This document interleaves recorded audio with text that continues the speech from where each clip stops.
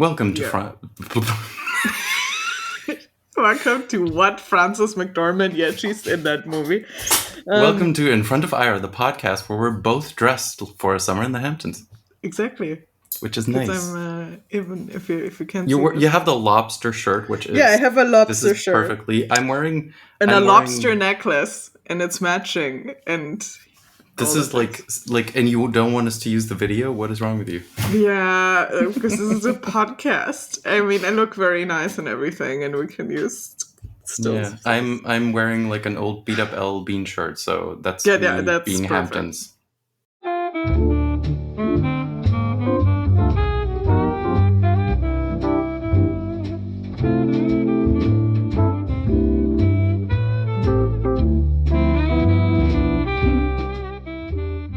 Welcome to In Front of Ira. We're Sabrina and Torsten, two historians and friends and lovers of romantic comedies. And this is the podcast in which we answer the age-old question: will they or won't they?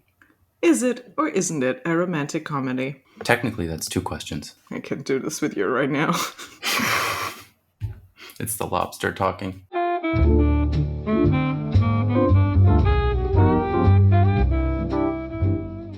I can look at the microphone or you, like you're kind of behind the microphone.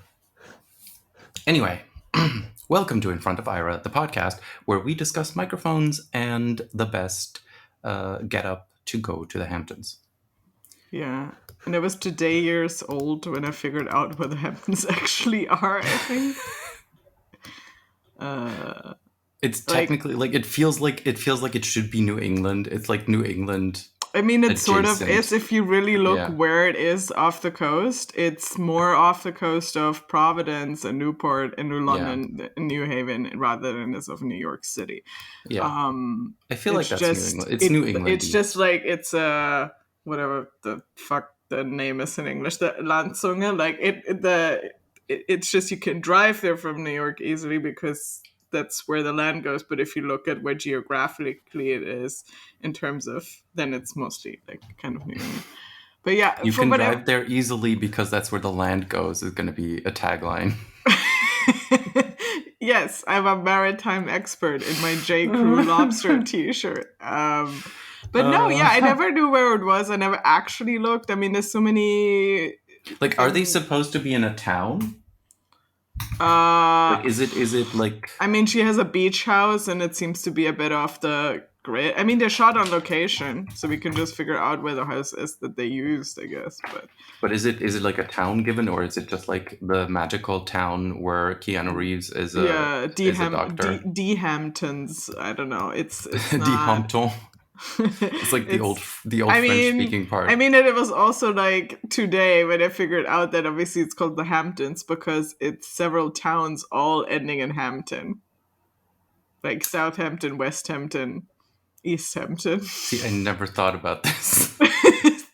And that's what confused me momentarily because it was like, I know this is the beach, so it can't be upstate New York, but there's also a bunch of Hamptons in upstate New York because apparently the English settlers were very, very creative in naming their towns.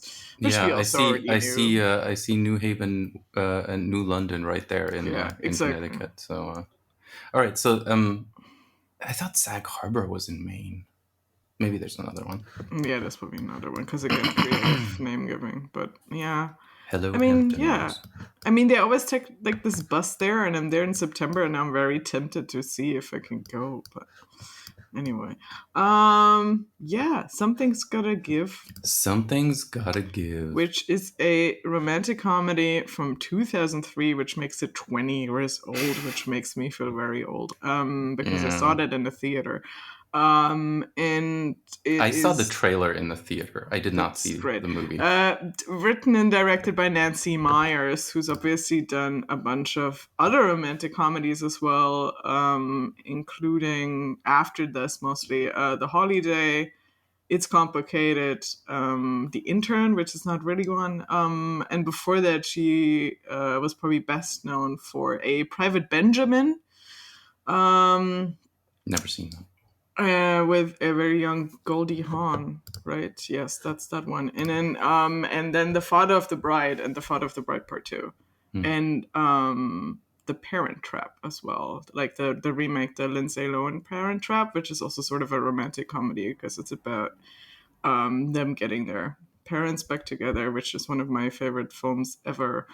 And oh yeah, and she did What Women Want before Something's Gotta Give. So the Mel Gibson I where did see he that in like theaters.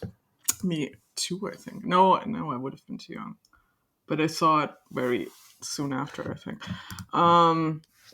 But yeah, Something's Gotta Give, 2003, starring Diane Keaton and Jack Nicholson as the romantic leads, and then it's also otherwise stacked cast because the rival love interest for Diane Keaton is none other than Keanu Reeves, and then there's Frances McDormand, who's barely in the movie, but she's Keaton's sister, and then Amanda Peet, who's her daughter, who Jack Nicholson's character actually dates at the beginning of the film. Right. So Let's start. yeah, Let's be a little bit that's chronological about that because yeah. this movie is 2 hours and 8 minutes long, and I think we need to kind of Mhm. stick to where it goes in order to make sense of it. So we're starting off with this scene in the convertible where Amanda Peet and Jack Nicholson are driving up to Amanda Peet's family house in the Hamptons, and she's teasing him that he won't meet her mom because she's not his type because she's over 30 years old, and Jack Nicholson at this point is like 63, at least in the movie. Yeah, The Nicholson is character. 66. I actually looked it up. Yeah. Yeah. And Amanda Peet is probably around 30 at this point, pretty Yeah, much. she's supposed to be, I think. And she's dating him. And the first thing that I noticed was the atrociously noticeable poor man's process when they're sitting in the car, like the fact that there's rear projection going on and the car is like wobbling around them. And I'm like, how much did this movie cost? And I looked it up and it was $80 million, Yeah, which if and you you think know about it why? is crazy. But since I'm the nerd who watched, they had two different audio commentaries for this on my disc, which I'm very happy about. But you know what happened? So they went to the Hamptons to shoot on location and were met with the worst weather in the history of the Hamptons in like several decades. So they were supposed to shoot the car in the actual car and not use like a green screen for it, because they shot all the like outdoor stuff on location. But then it was such bad weather that they couldn't do it, and so they had to go to a little sound stage that was behind some market in the Hamptons because That's they why it still looks like the way it looks. yeah, Yeah. because it's like this little soundstage. It's not on the soundstage in LA where they shot all the interiors for the Yeah. house and all of that. That would have had a better like green screen, but they had to do like they had to shoot that scene on schedule and ended up doing it in the Hamptons, but on a soundstage, which is ridiculous, but that's what they had to do. And they keep pointing it out in both Movie audio magic. commentaries because obviously they can tell too. And it's like, it is what it is. You have to sometimes do it. I kind of like, I noticed it. I don't think I minded it as much because it makes the movie feel a little bit smaller, which I think is actually good Yeah. because it is this huge budget Hollywood romantic comedy, which I calculated it would be something between 130 $160 million in today's money. So that's like a lot of money, Yeah. and I mean, it it's, feels much more like a play. yeah. And I mean, a lot of the money, I don't know what the salaries would have been for Diane Keaton and Jack Nicholson, but you can always budget a ton of this money going towards having those two actors in it. And I mean, it's totally worth it, which we'll, I'm sure, talk about their performances. But I would assume a lot of the budget is there. And then also, I mean, shooting on location always adds budget, and they were trying with the Hamptons. And I mean, they do shoot on the beach and all of that. And they did actually shoot the ending in Paris, which would have added on a ton of money. All right, is that why So it's the same hotel as in French Kiss? At least that's what I thought it was, the it one where you might walk be. out and you see the Eiffel Tower. But I'm yeah, not so 100%. they shot in that hotel and they actually shot in the restaurant, and they spent like 2 weeks going back and forth using this restaurant because they probably couldn't shut that down the whole time. So they would do it at night. So I assume that also adds on a ton of budget because doing a lengthy location shoot usually Yeah, is very expensive. I mean, it's probably fun for everyone involved. Yeah. So we are in the car. They arrive in the house in the Hamptons, and the thing that we know will happen happens, because Amanda Peet and Jack Nicholson are fooling around, and then he's getting a snack at the fridge, and in walk Diane Keaton and Frances McDormand, because obviously she is there. And there was just not really good communication going on in that family about who is going to be at the house when. So their meet cute is Diane Keaton and Frances McDormand thinking that Jack Nicholson is a burglar and calling the police, and then uncalling the police immediately when it turns out that he's not. Which Yeah, I is guess she you can still on do in the the phone? Hamptons. It's that classic thing of like, oh, but never mind, it's my daughter's boyfriend. Which the Right. police probably gets all the time. Also, like, I'm now imagining a spin-off where we meet the police officer In the in, like, I don't know, Hamptons. fucking Binghampton, which And doesn't like all exist. these movies and like, But oh yeah. yeah, it's like a Murder She Wrote situation. They're probably too busy investigating all these people dropping dead because Jessica Fletcher is in town. So like he didn't have time for that anyway. So yeah, anyway, so yeah, this is how they meet, and then obviously everyone is trying to be very polite and it's like, oh no, you can stay, and this is how they end up trapped in a house together. And then obviously immediately there's this clash because, well, there's that massive age gap between the two of them, even though I think it's interesting to me that that isn't immediately what she says to her. Essentially, like Diane Keaton, like her mother, isn't immediately going like, oh my god, he's so much older than you, what the fuck are you doing, even though that's constantly implied, obviously. But I think she's much more worried about the fact that he's this ladies man type and like music producer and whatever, and what the fuck are you doing. And I think the age is another factor in it, because it's like, what do you see in him? And she's very clear about, like, he's fun and he's actually like a smart guy and he has this career and whatever, which I thought was interesting, because I think it also makes a difference that Amanda Peet's character is like 30-ish and not like 20, because I think that would make him creepy, whereas this is still like, oh, why are you doing this? But she has agency in it, and I don't know, he seems to still like treat her well. I don't know, like they're treading very fine lines, and they usually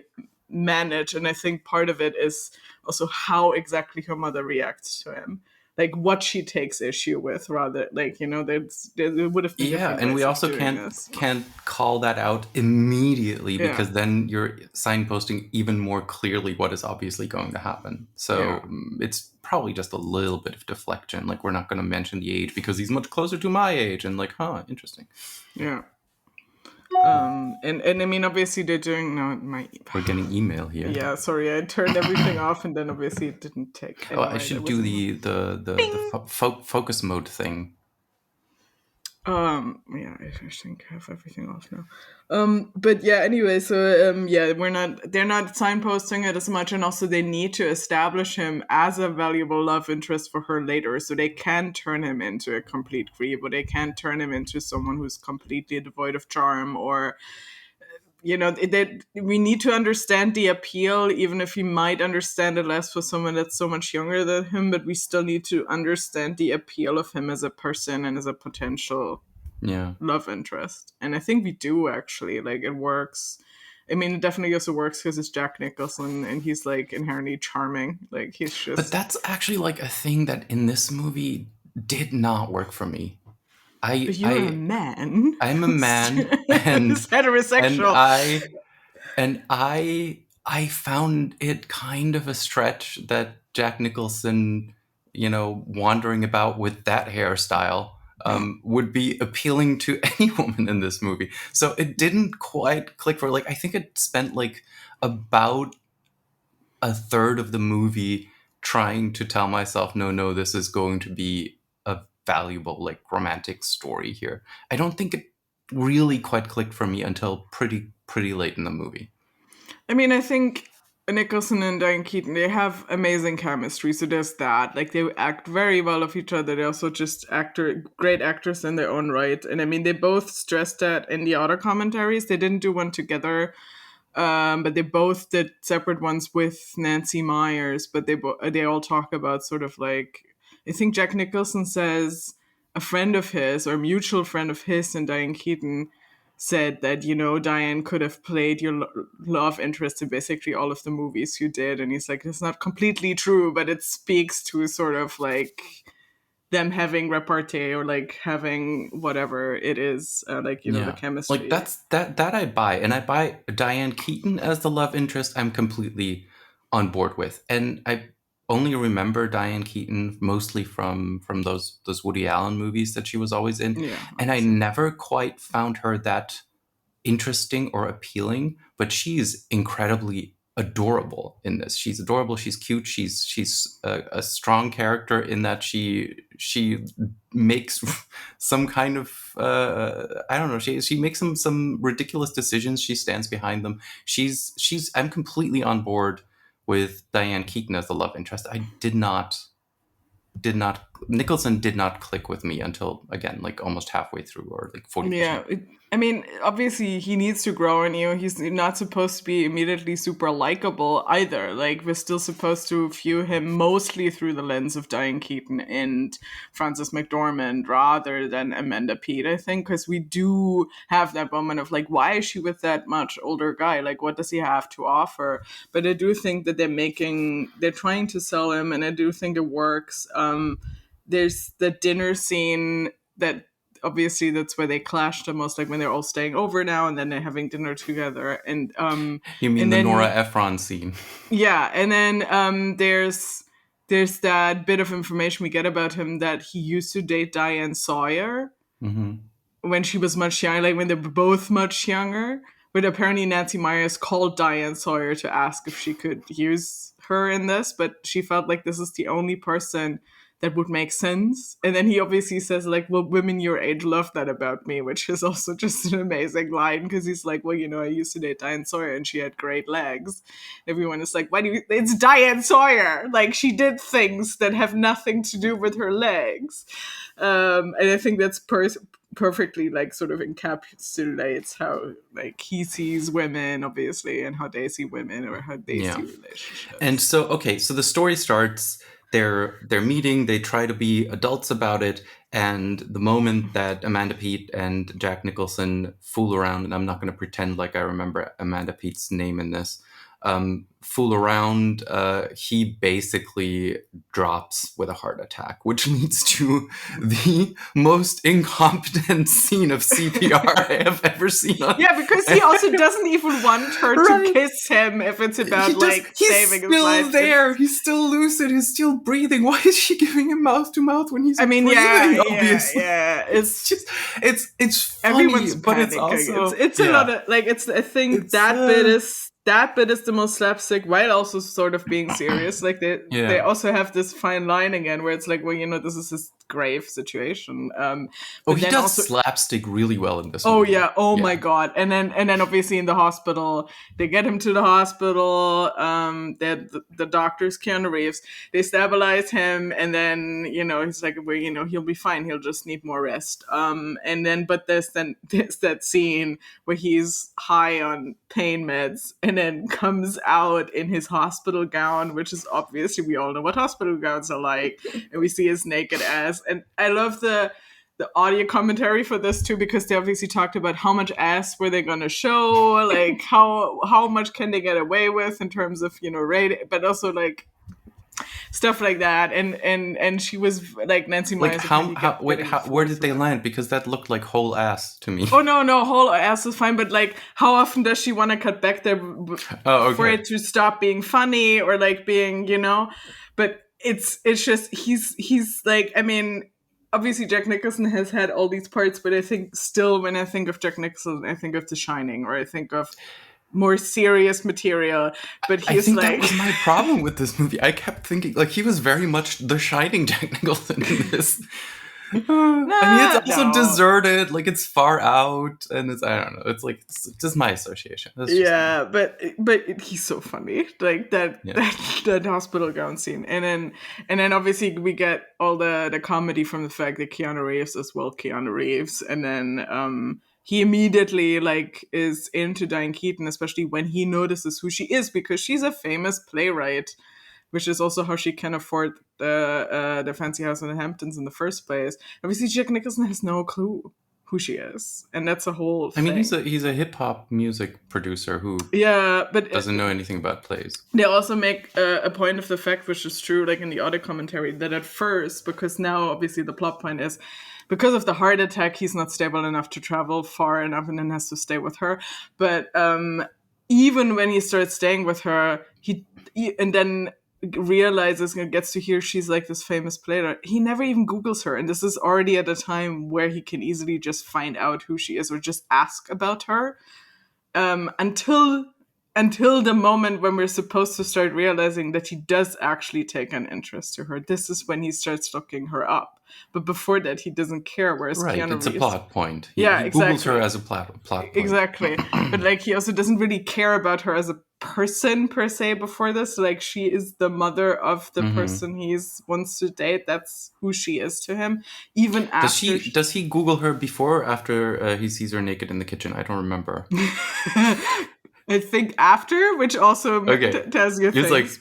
like But someone will come and be like, "You're wrong." Watched it 3 times in a row and I still don't. But I do think he tells her at least that he Googled her when he comes in and asks her to go for a walk on the beach. And I think when he does that, he comes in and says like, "Oh, are you decent?" You know, because they run into each other the night before naked. I mean, that's another great slapstick scene where Oh God, yeah. where they're like, which also is some of these things work, but they do require quite a bit of suspension of disbelief. When she's basically like wearing the turtlenecks, and he makes this comment that she always wears the turtlenecks, and then she wears the turtleneck during her writing session until like way deep into the night. She wears her turtleneck, and then she's done writing. She flips close the computer, and she immediately starts walking and undressing. Like the transition from I'm writing in my turtleneck writing outfit to I am going to be free and I'm going to go to bed is like immediate. I mean, I think she's also just stuck in her ways, which is something we learn about her. Like, she's just there and she writes and she does it by herself. And she's just simply not used to having anyone even there. And I think that's that moment of like, somewhere in the back of her head, she knows he's there, but she also knows it's like 3 a.m. and why would she run into him? And I mean, it is brought up later and it's like, why do you walk through your house naked when you know he's also there? So there is also that layer to it. I mean, like, I understand that part because like if you've done this like 150 yeah, days out of the exactly. year and there's never anyone around, why would you change? It seemed like an odd ritual, but you know, I mean, I thought she rituals. was going to take a shower, honestly. I haven't fact checked this, but my logic for this was like she's done with her work day, no matter what time of day it actually It's is. interesting. It's an She strips interesting. down, goes to take a shower before bed, and so she's just naked and It's an crossing. interesting parallel to what her daughter does when they enter the house, where basically Amanda Peet gets into the house and immediately wants to get down to things and starts undressing as she walks backwards through the house and explains the 2-story family room to Jack Nicholson in which they won't spend any time. So that's kind of an interesting parallel. I'm not sure if that's on purpose, but Yeah. perhaps that's just the way in the Hamptons if you're there alone in the house. Yeah, why would you leave? I mean, she's also stripping down because it's like, oh, we're going to the pool, and I mean, obviously get it on, but also like strip down to go swimming, and stuff. And then but he sees her naked in the kitchen because he's wandering through the house randomly, which I leads mean, to it's also this pretty funny established. scene. Yeah, it's Yeah, also established that they're both insomniacs, which makes sense for yeah. their age, but also for their personalities of like being workaholics. So yeah, and I mean, someone said it's not true. Apparently, the Diane Keaton had a different topless scene when she was much younger in the 70s and something. But other than that, that's her only nude scene, which is interesting because she does full nudity at age 57 in this. And I mean, it's mostly played Which for serves it laughs. really serves the movie Yeah, because otherwise you would be like, oh no, like it wouldn't be as funny if yeah. she wasn't like we see Jack Nicholson's ass, we see Diane Keaton's full frontal, and it feels like a trade off. Like we're good now, and Yeah. leads to Jack Nicholson's memorable line where he says, "I didn't see anything. I Well, saw almost nothing, just your tits," it's like which is pretty funny. I was on board with his character by then, because like that's just like flustered, ridiculous idiot talk right there. Yeah, and I think that's who he is most of the time. I mean, he works for me earlier because, yeah, I can get on with the whole, like, he's not supposed to be, I mean, he's not unlikable, but he's not seen as a, like, valuable, like, long-term love interest, which he also doesn't want to be, which I think, however, makes him at least sort of authentic in who he is, and that works for me. And the fact that Amanda Peet is like, well, Yeah. he's fun, but he's also actually intelligent, and I can see that. Like, would I necessarily go? And I mean, I'm 33. Would I necessarily go for 66-year-old Jack Nicholson? I don't know, but I can buy that he's very, very charming. I can buy that you can have a conversation with him. That he like has things to say, and yeah. I Yeah, mean, no. fair enough. Like, there's definitely other men who are above 60 that I would go for. So yeah, I mean, it just happens. I would definitely date 57-year-old Diane Keaton in this, Exactly. because she's So would just I. she's just cute. Like, this is a weird thing, because I never thought of her as kind of that. I mean, she's in tons of romantic comedy stuff. I never really bought her as the lead as much as I did in this movie, and I don't know what it is. If it's the whole everything coming together, the chemistry, Nancy Meyers, who knows? This is, to me, kind of definitive Diane Keaton romantic comedy.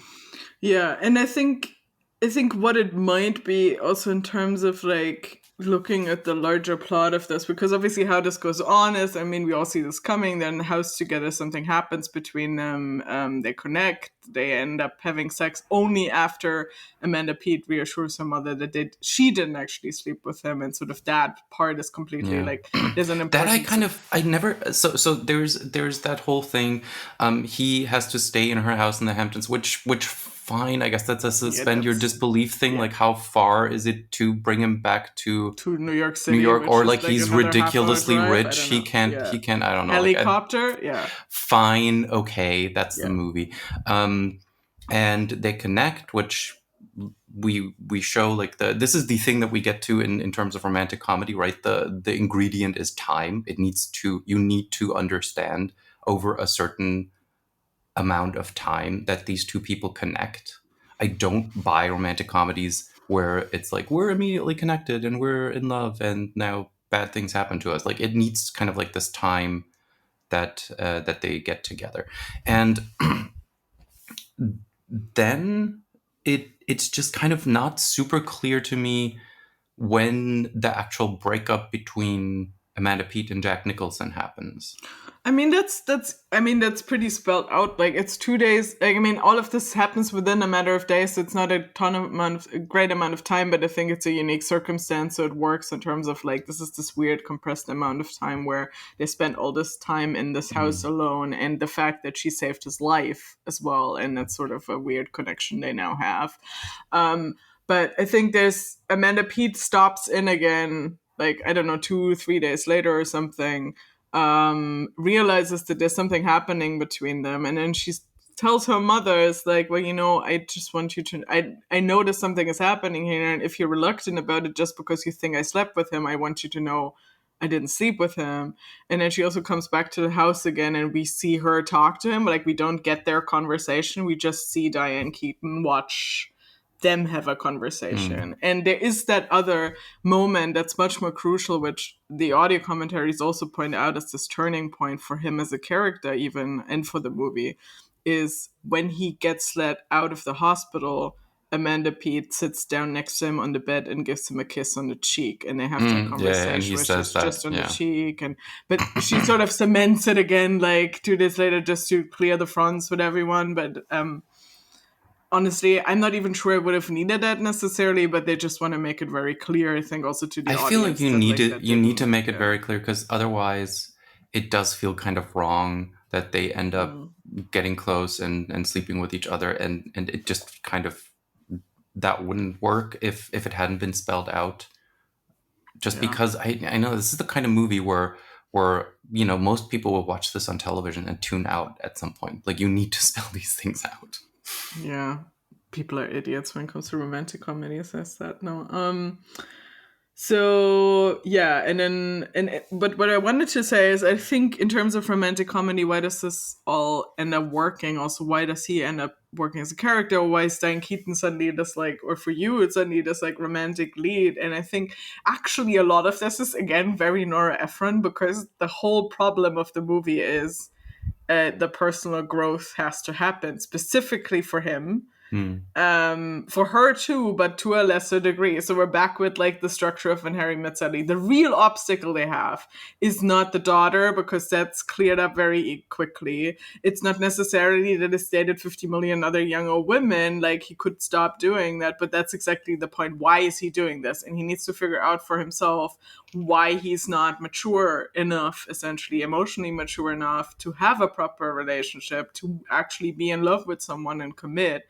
And you know, and I think it is important that at the end he does that for himself. Like, he goes in this quest of like meeting up with all his former lovers from, you know, Which I generations of think is women. the plot of another romantic comedy that's not quite as successful. I'm just saying. Yeah, and I think that's sort of his replacement for just simply going to therapy. But like the fact that he talks to them and figures out how he came off and how he actually hurt them, which is something he never really saw, probably. Like, he clearly just didn't reflect on the fact that if he's just in all these casual relationships, that is probably hurtful. And I think it's crucial that with Amanda Peet this didn't happen, because she had a ton of agency in this and she always just wanted to have fun. Like, she never actually placed any hopes in this, but apparently, or obviously, other women did. So that Diane I mean, she Keaton, went into it knowing about his reputation, which is why she yeah. teases him in the first scene. Yeah. So that makes sense.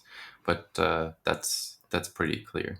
So there's some kind of fun scenes that lead us down that path. Though there's a lot of kind of there's another whole. This is basically this movie is like 90 minutes of it is a Nancy Meyers movie, and the rest of the movie is cribbed together from two Nora Ephron movies. I feel like there's a little bit of the when Harry Met Sally in the dinner scene, and there is You've Got Mail in the AOL Instant Messenger typing, Oh yeah, which is very much of the age. although I do like, I mean, nowadays it would have just been iMessaging, texting, whatever.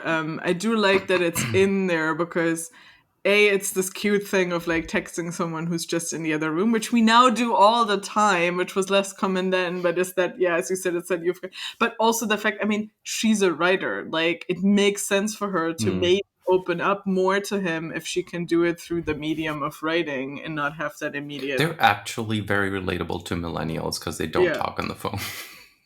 Yeah, and they also like they do the texting, and he is also very charming, and that's also how she like that's important for her. Like she's a playwright. She wouldn't be with someone who is not intellectually on her like level, right? Yeah. Also, So, and I think that's one that's way he just shows off.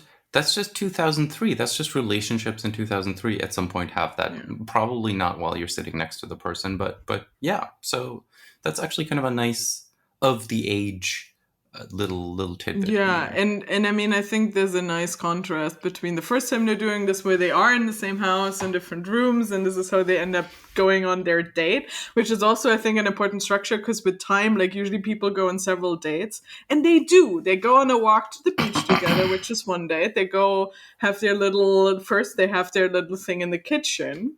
So they have dates. Like, it's just very compressed into the situation, but they have their little dates and like different stages of the relationship in this very compressed amount of time. And but there's a contrast between they're doing this in the same house and like end up going on a date essentially in their kitchen, and then later when they're already in separate houses and they're just, you know, he doesn't really manage to communicate with her because that's not who he is, and he's struggling with that. And it's that they sort of end up texting, and then he sort of types the "I miss you" and then erases it again, which is such a which you can't unsay when you talk on the phone. So that's actually exactly, and yeah. super visual. So that's nice. Yeah, it's nice, and also that slow like erasing, and it just feels very realistic, and it also makes complete sense for the movie. And then Diane Keaton gets her hilarious montage of just crying, which is like, I mean, she would have spent several days on set just essentially acting different ways of crying, which is exhausting. Like,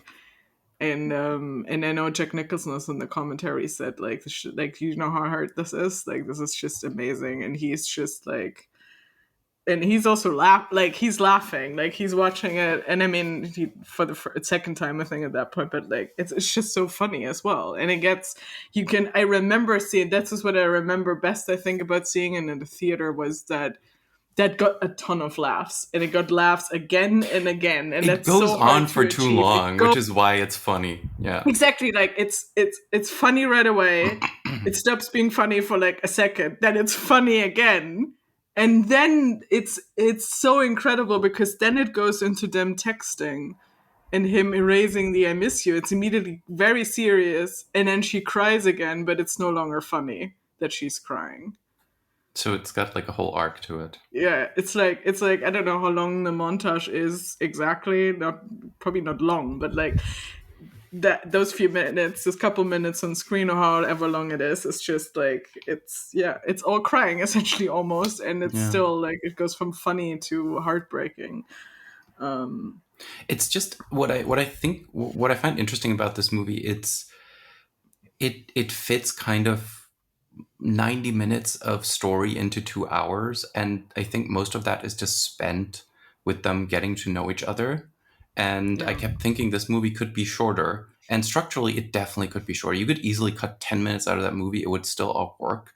I wonder if they, what they tried, like how far they cut it and how much they decided to leave in just because of that length of time and figuring out that you need the amount of time that you do. I can answer that for you. The first cut of the movie was over 2.5 hours long. She had to cut over 40 minutes down, and then we're left with the 2 hours that it is. So I think there's good reasons why she didn't want to cut it to 90 minutes. It would be a different movie, I think, if she did. I don't like. I think this struck because I keep thinking it's a very simple story, and the story is well told, but the middle part, nothing really happens. The middle part is basically them getting to know each other, and you can do that way or that way. And I really think the reason it's so long is because you need the time to buy that they are falling in love with each other. Yeah, because and I think otherwise, like, you basically the kind of thing that is economized on in our last movie in Notting Hill, where he just kind of stands and the seasons pass around him. Yeah. If you don't have that like 3-minute sequence, then you need more for that, because really. I couldn't tell you exactly all the machinations of all the things that happen in that second act, but they're necessary for these two to get together. Yeah, and I think actually, like, if I would cut something, it would be in that second part, in the probably the third act of the movie, which is them, after they break up, and then he has to wise up. And she, meanwhile, starts to date Keanu Reeves, which I think is also an important step for her. So we do need all that to understand why by the end they can be together and it's actually harmonious and they're actually in a place where they both can emotionally have this relationship. But you also need to do a lot of narration to like get them to this point. But this is almost always the movie where it starts to slow down. Like, it's not necessarily bad, but that's every time I watch the movie, I'm like, oh, right, there's still all of this happening. Right, there's still I think that's like the last half hour of happening. The film. Yeah, yeah. I was watching this. I was watching this with Carrie yesterday, and she said, "Yeah, I thought the movie would have been over at the point that they meet again in the theater. Like, this is when the movie is over." And I'm pretty sure you could do a movie that ends there. It would structurally be a different movie, but it's not this one. Yeah, we should add for our listeners that Carrie is your partner. Yes, and she's not here right now. For like 100 years, whereas I'm tragically 132 actually. Yeah, exactly. And I'm tragically single, or rather, I'm not saying I keep having dysfunctional relationships, which makes us the perfect hosts for a rom-com podcast. Anyway, so yeah, And yeah, I mean, the third act, I think, is completely necessary. It's just, yeah, it's always that moment of like, right, all of this is still happening. All right. There's also that moment where he thinks again after they meet in the theater and is confronted by the fact, because she ends up writing a play about their experience. And then he has a panic attack, which he thinks is a heart attack. And then the doctor in that ER in New York tells him, well, you need to essentially slow down. You need to take a break. And he's like, oh, I'm going to the Caribbean. As we learned, he doesn't actually do that. He's there for like a day and then leaves again. I mean, he does go to the Caribbean. Yeah, he does go. But then, like, instead of staying there for 6 months, he's like, oh, fuck that. Actually, what I need to do is not just sit down and relax. What I need to do is work through my issues. And again, this is where we are. So structurally, right, we have this whole basically second act where there's this relationship that develops, where they get closer, where they have sex, where they bare their souls a little bit, and then he kind of gets better and goes back to New York. Is the story, and she's still in the Hamptons writing, and then goes back to New York when Amanda Peet calls her with the news that her dad, her former husband, played by Paul Michael Glaser. Yes. I was like, this guy seems familiar. This guy seems so familiar, and yeah, it's Paul Michael Glaser. It's Starsky. And I forgot it's Starsky, and I kept thinking about it because the thing is, on the audio commentary, she obviously does talk about the fact that she wanted someone like that, but she didn't cast him because he's Starsky, or Starsky and Hutch and Miami Vice, but like. The thing is that he's apparently also, I think, a director by now. And I'm fact checking this, but at least, funny enough, like the way Nancy Meyers talked about him was like, well, I need someone who looks like a director or who is actually a like, that fits that type. But also, I think he is by now, so it's mostly that. And she wanted someone who's like, and the other reason she ended up with him was just that he looked enough like Amanda Peet's father, because her issue was that like she cast Diane Keaton and Amanda Peet and she's super happy with them, but they don't look alike. So, and I mean that happens, but then you need someone who looks enough like her, like just, she just takes after her dad, or how it's that Bleak House Gillian Anderson problem, which they totally did not resolve. So she goes back because Amanda Peet is kind of crushed by the fact that her dad is having this new relationship, is getting married again, and kind of like also to a much younger woman who's actually younger than his daughter. Yeah, which is there's a whole. I'm not going to get into all of that right now, but yeah, there's a whole storyline there, and so she comes back to town, which is why she meets Jack Nicholson again. Although I'm kind of unclear about why that was necessary when obviously she has the play which is going to be put on in New York. I mean the plot point but that's is later. probably... At that point she's still writing. This is before we jump in time. And I think it was necessary because this is how she then runs into Jack Nicholson again, this is only a couple days after they essentially just broke up, and he's out again dating another young woman because he happens to be in the same restaurant as them. And she's confronted with the fact that her ex-husband is also dating this much younger woman. And it's this whole, this is the recurring theme, right? Jack Nicholson always dates much younger women. Now that Paul Michael Glaser's character also, and it's just this thing of like, where does that leave women? And I think the most telegraphed point, the point in the movie where this is most telegraphed is obviously Frances McDormand at the dinner in the women's study professor, the women's study professor, which we don't do anything else with that. She gets that one scene where she says basically older women are fucked when it comes to dating, and here's the patriarchy, and that's the reason why. And then she never talks about it again. Yeah, and I think it's also interesting because Frances McDormand is Frances McDormand, and she's barely in the film, right? She has a funny she has a really good humorous moment with Keanu Reeves in the hospital as well. And mostly, however, she has that dinner scene and that monologue, and that's just apparently why she signed onto the movie, because she wanted to do that monologue, because she felt very strongly about the things her character gets to say. And Nancy Meyers was a bit apprentice of, like, you know, putting that in and, like, again, telegraphing so much what this movie is actually also saying.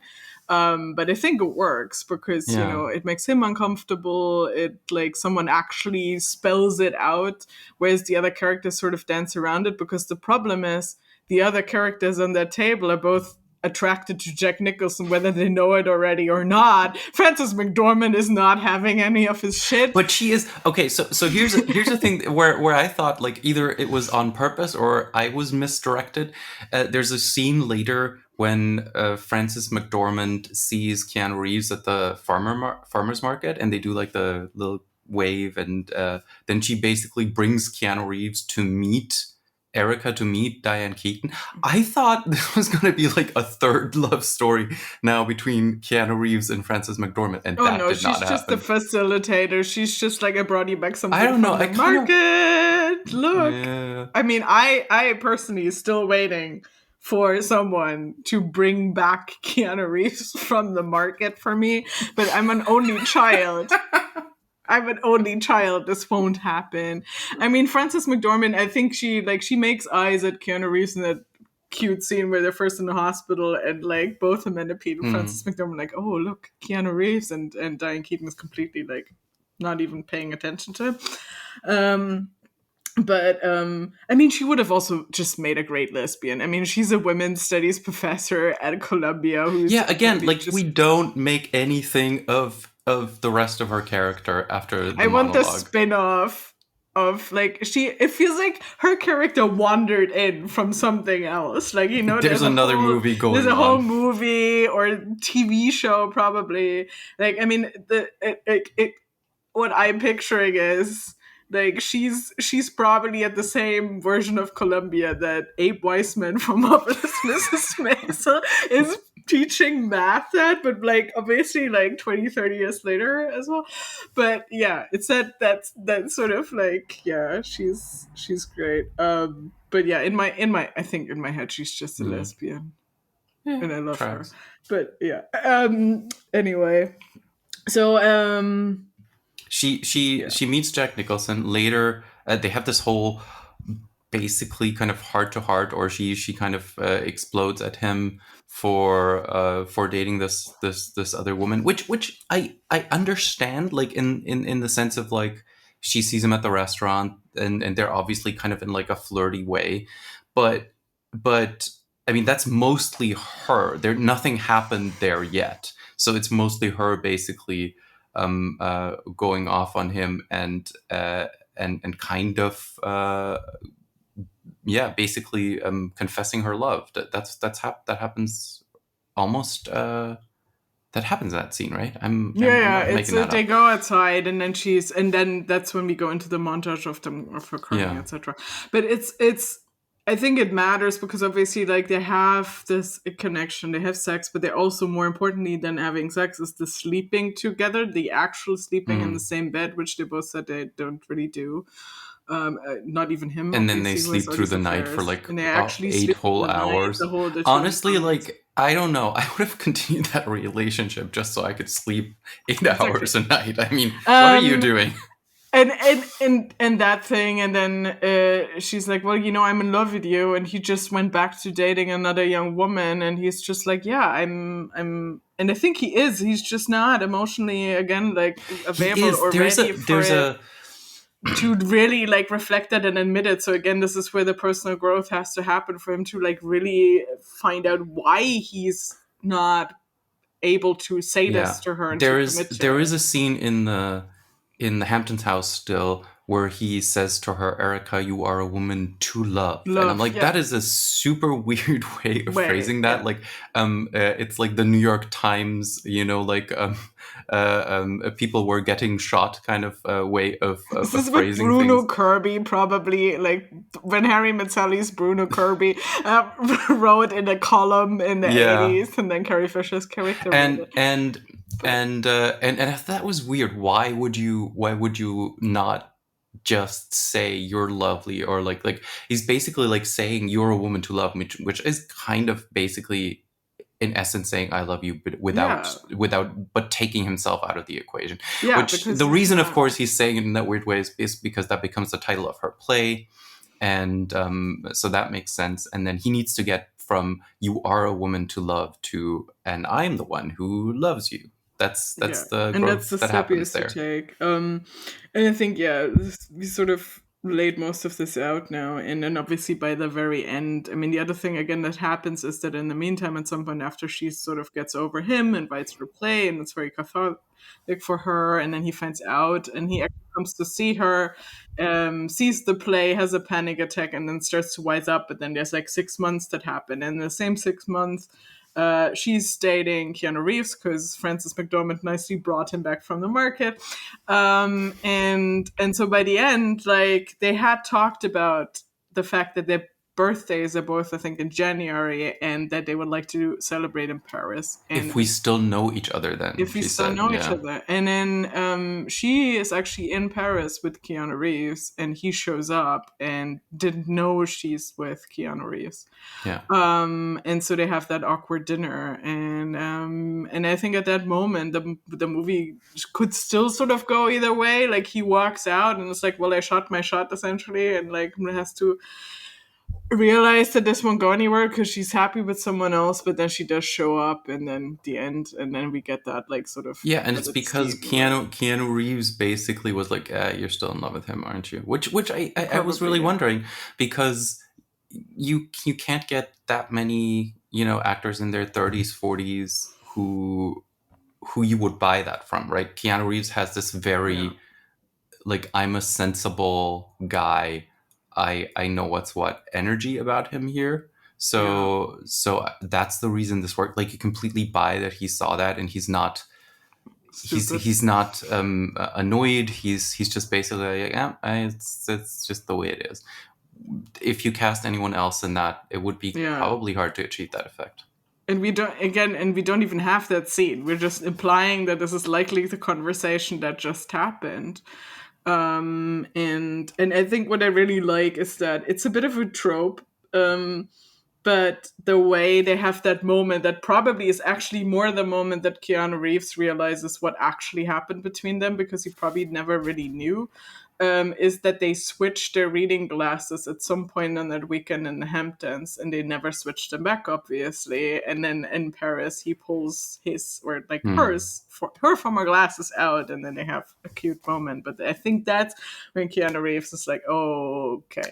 But then, we don't see what actually happens between them anymore. It's just they get together, and then there's this like idyllic restaurant scene where And they in all go out for Paris, dinner. and Yeah, and and then then in at Paris. the very end, when they're back in New York and they're together, and then Amanda Peet has a husband now and a child, and Which is kind of like the tag, like the actual yeah, ending is on the bridge in it's on the Paris, perch in Paris. where he is forlornly looking onto the Seine, and then a car stops behind him, and she walks out. And It always has to be a bridge in Paris. It was a bridge in Paris in Sex and the City. It probably was the same bridge. I wondered about that bridge, because it's probably a very identifiable bridge if you know Yeah, Paris a little bit better than I do. yeah.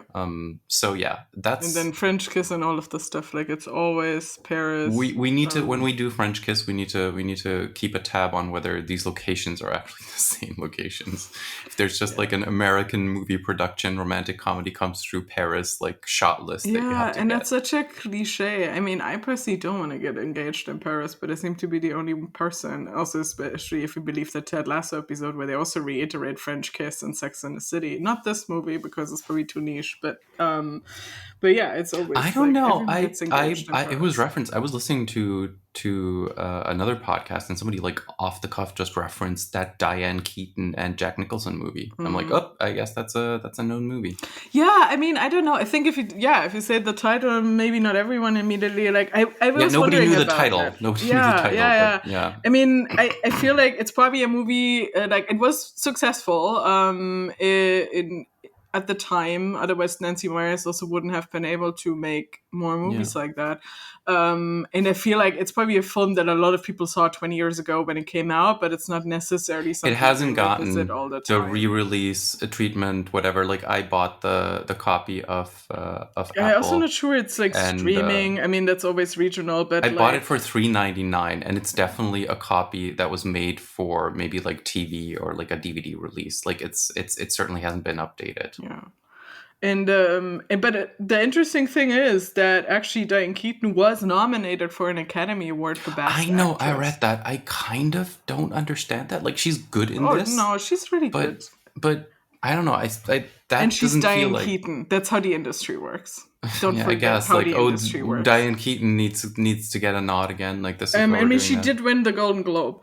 I It's mean, probably just the crying scene, the to be way honest. the way this happens is that most people who have been nominated before people know will get nominated again, and it also has to do with the buying power and the studio push to even get people this far. There's so many films that should have gotten awards or even nominations and never even go there simply because they don't have the money Oh yeah, I mean behind it's like them. all prizes. So It's yeah, like design prizes are basically like how much marketing budget do you have like to enter all your products in like the if the world categories. was fair, the 2021 Academy Awards Best Drama Film would have been Mass by Fran Kranz, that nobody saw because that's how the industry works. But it was probably the best film of the year, and it got nowhere near any awards because it didn't have any kind of money behind it, and that's how anything works. And if this is a big rom-com with Jack Nicholson, Diane Keaton, obviously it will get Yeah, backing to I get mean she nominated. didn't win, which I think is also fair. I mean, I don't know who she was nominated against. Again, she won a Golden Globe. I think that's very deserved. She's She's very good. good She's in good in this. this, but is it Oscar I worthy? don't Who know. Yeah, knows? probably not. I would have to look up who won Best Actress in a Comedy in Yeah. 2000. All right, But we went through the movie. We need to do a couple of housekeeping things. We need to do our fake taglines and the real yes. taglines. So the interesting thing is the real taglines. They don't exist. At least I couldn't find them. Maybe the tagline is just something's got to I give. don't know if we stop doing them. I feel like I've seen less films with like clear, recognizable taglines. They seem to be less a thing in marketing nowadays, or even like 20 years ago. So there isn't one. So I guess whatever fake taglines we come up with are now the official taglines of the movie. So what's your fake tagline? My fake tagline is everyone leaves the lights on in the Hamptons. Because like that whole scene really just only works if randomly at 2 a.m. when they're in completely different parts of the house, all the house lights are on. I don't know. It's just the thing I noticed in these days in which we're trying to conserve energy. Which 2003, different time. Different times. My fake tagline is kitchen debate. Because well, if you don't know, the kitchen debate was a 1950s Richard Nixon. Anyway, no, but I think it works because, as they also point out in the audio commentary, like almost all the scenes in the house happened in the kitchen or the very crucial scenes, and they kept shooting in the kitchen set and had to come up with different angles. But Nancy Meyers is also known for having these like very elaborate kitchens for for her Hmm. characters, or mostly female lead characters, and that they all love to cook or bake. And it's complicated. Meryl Streep's character even is like a professional Hmm. cook.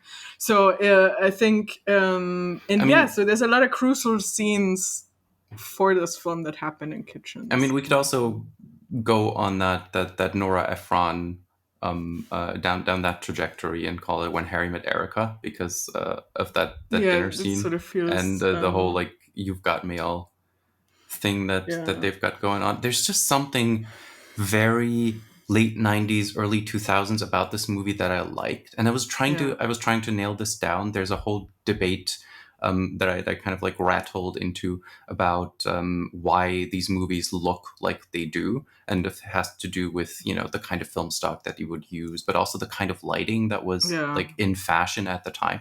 And these movies always just feel they feel elevated but real. Like there's no crazy color grading, there's no Yeah. They're still glamorous, but they're a little bit got a little bit of an edge because this was all done on film still, and the transfers aren't perfect. So there's something really kind of comfortable about movies from that era. Yeah, and I think Nancy Meyers is super particular about also coloring, especially also in the costumes. So, like Diane Keaton's wardrobe is like all these whites, and then Jack Nicholson's wardrobe is all these blacks, which is also the white and black stone thing that like she always collects white stones from the beach, and he gives her a black. Like I think that's in there. And there's one scene that they apparently fought about because there's one scene in the market early on where Jack Nicholson wears a shirt that is his own, which is like this green yellow I polo remember that shirt. shirt. Yes, I remember that shirt. And I that looks actually also noticed that shirt. super youthful. And I think that's the point. And he also said he wanted to wear something that looked like they were on the beach, especially because they didn't have that much time on the beach, also because of the weather, and they had to shoot around that.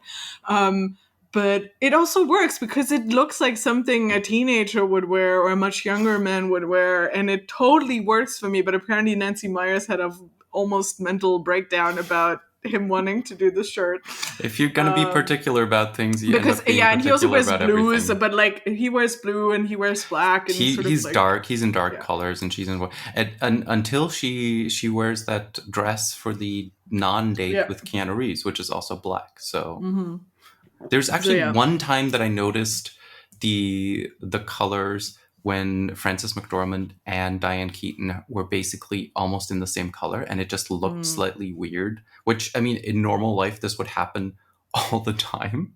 That people would just happen to wear white, both the same. It just like feels like in movies you would not do that, but since she's very particular about colors, that must have been on purpose. Yeah. And also a good segue to reviews. So what we didn't talk much about, I mean, we talked about the age difference thing. What we haven't really talked about is the fact that the two of these leads are above the age of 50, and in his case above the age of 60. So again, I looked it up. Keaton was 57 when she did this. Nicholson was 66, and that wasn't a thing we did. Like, we still don't really do this. And what was interesting for me when I looked at reviews, I mean, I usually glance over them because a lot of the full reviews aren't online anymore after that time. So you get the bits and pieces on like Metacritic, but not that many people point that out. They mostly call it like a middle-aged romance, which I thought was interesting. I guess it is technically if they're 50s and 60s. I mean, they're still alive, both of them, so. Yeah, exactly. But like, I mean, also from my point of view, when I watched it 20 years ago, I would have been 13. So obviously me looking at people in their late 50s and mid 60s. And I mean, he does, like old age Jack Nicholson looks an early 2000s 60 plus. He does not look a 2023 60 plus. There's like not the crazy, you know, Tom Cruise trying to make you 20 years younger thing going on. Like he looks as old as he is, and so does she. Like there's no her hair color isn't dyed or anything. Like Diane Keaton doesn't dye her herself, so it's like very much what do you know her as. And I mean, and I mean, I feel like it's interesting. I do, however, sort of like this might be misremembering or the fact that I was that young when I saw it, but like I remember that at least sort of the discourse around me, which would have been my mother and like my friend's mother. I remember seeing this with a friend, and then both of our mothers, I think, very much like being like thrilled about the fact that this was a film that also specifically starred a woman that was over the age of 30 or even over the age of 40, and in this case 57, who, you know, looked her age but looked good, you know, and like that this was, and it was about like a second second chance, which they also point out. Amanda Peet points that out at some point, that she's never looked better, I think. And like, you know, that people have lives at that age and have romance at that age, and that was a big deal in the early 2000s, especially if you think about like coming off the 90s and into the early 2000s. There was so much like crazy body image talk and like an age as well, and like everyone needing to look really young and having plastic surgery and whatever. So it's like it definitely mattered, and I think we've grown a bit more accustomed to it, but it's still not super mainstream. I mean, now we've had shows like Grace and Frankie, but I think that's kind of what this reminded me of the most, also because of the beach setting, which is probably something that's kind of inspired by things like this. Yeah, and I think this is the things where it's like, okay, people sort of remember this movie, but it's not become necessarily this like staple as something like When Harry Met Sally and Notting Hill did. But it do think it broke some ground in terms of like what kind of stories can we tell in the medium. And then Nancy Meyers herself also did a few, like It's Complicated is the same like middle age, older age. It's Meryl Streep and Alec Baldwin and Steve Martin, who all would have That is the been one that I a always certain confused this age. one with. I always thought this was It's Complicated.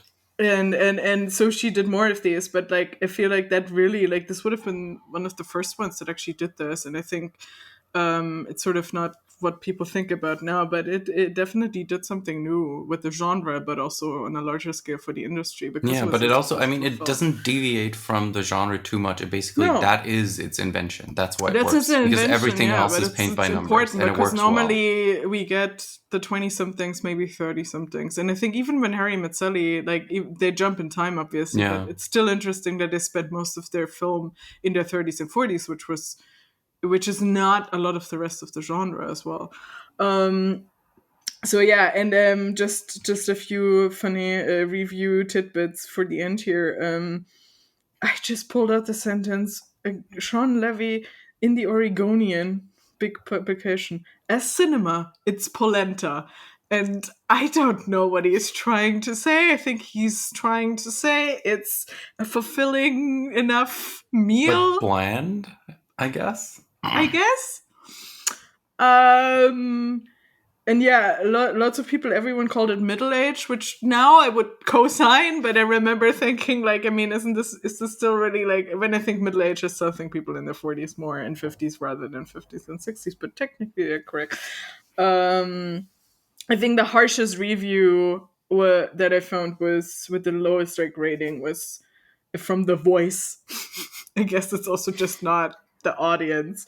Anemic, wit-free entertainment. I'm like, I feel sorry for this person because this film is definitely funny. It's funny. It's got some funny, when Jack Nicholson slides off the bed, I laughed out loud. There's some funny lines in there, which actually we need to get to best lines, so we can do that then. But it's a funny movie. I kind of understand why it's not the go-to staple romantic comedy, Yeah. but it's decent. It's decent entertainment. I would not have felt like I wasted my money when I watched this in the cinemas in 2003. It would have been No. perfectly fine. And again, Roger Ebert. I'm really beginning. I mean, I always knew who Roger Ebert was, but I can't say that I ever sat down and read his reviews because I'm too young for that. But into German. But like, I feel myself agreeing with him every time because like one of the things he said was, when people are complaining, because there are some reviews that do this, that Nicholson is essentially playing himself, they're missing the point. Because I don't think he is. Like, he's playing someone who's maybe close to the version of Jack Nicholson we know, but he's very much like, and if you listen to the audio commentaries, you get that impression. He's such a the why he's such a good actor and why he can do all these genres and why we believe him when he's crying, why we believe him when he does slapstick, why he's funny when he does slapstick, but he's incredibly like in this, and he's like apparently incredibly prepared. Like whenever he shows up, like obviously he knows his lines, he shows up in time, he's just a professional actor, but he apparently like thinks through everything to an enormous degree. He's just super focused. Like apparently even with like props, he always knows what to do. And like Diane Keaton says, like she has a very different approach. Like and he always knows everything. He's thought everything through. He even says like in the scene where they first meet, like they meet cute in the kitchen. For him, that's when he thinks his character falls in love with Diane Keaton then and there. It's just something that's so unusual for him that he doesn't fully register what's happening.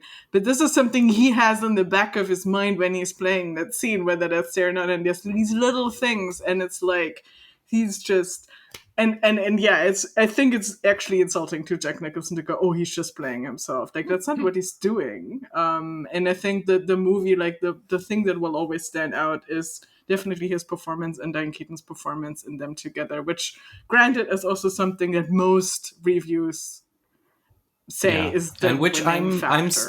I'm still not 100% on board with that pairing, but it's the movie makes it work. But Yeah. that's just a personal But thing.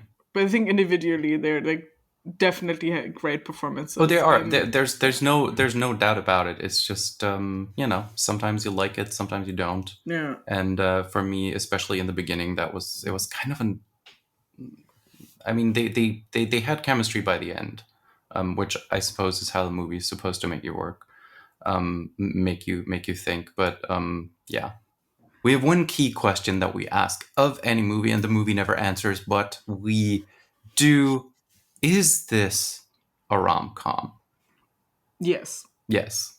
It is. It's And I mean, very I think definitively a rom-com. definitively, because it's also actually funny. And I think that's the thing that some of these movies forget or just don't make work. Which is, I think, a hard thing to judge a movie by, because it may be funny to other people and not you. So sometimes I guess I would give a movie a little bit of leeway there. But it's funny. It's romantic. It's intentionally funny, and the people who are making it. And at the heart of the movie is the people. A broader range of humor. Like there's just some this witty dialogue. There's some actual like slapstick even in it, or like physical comedy. There's just different forms of comedy in their work, and it obviously is romantic because it does deal with relationships and love, and at the end there's a happy ending, which again I think is important for it to be one. I will stand by this. I will die on this hill. So I'm glad they get together in the end, even though poor Keanu Reeves, but I'm sure someone else will picking him up at the market. There's a whole storyline where Frances McDormand picks him up and introduces him to different people, and then at some point it works out. Well, she does end up dating herself. So she's not a lesbian. She's bisexual. All right, in my head, Frances McDormand is okay, definitely yeah, okay, she's that makes queer. sense. Yeah, makes sense. Yeah, cool. That's all right. Something's gotta give. Something's gotta give. Ratings. Well, how many pratfalls in the kitchen? I give it 5 out of 5 hospital gowns. That's very nice. For me it's a 4. Again, like there's just a tad bit of a resistance here on my part for Jack Nicholson to be the romantic lead when basically he walks in from The Shining. But that's my own thing. All right.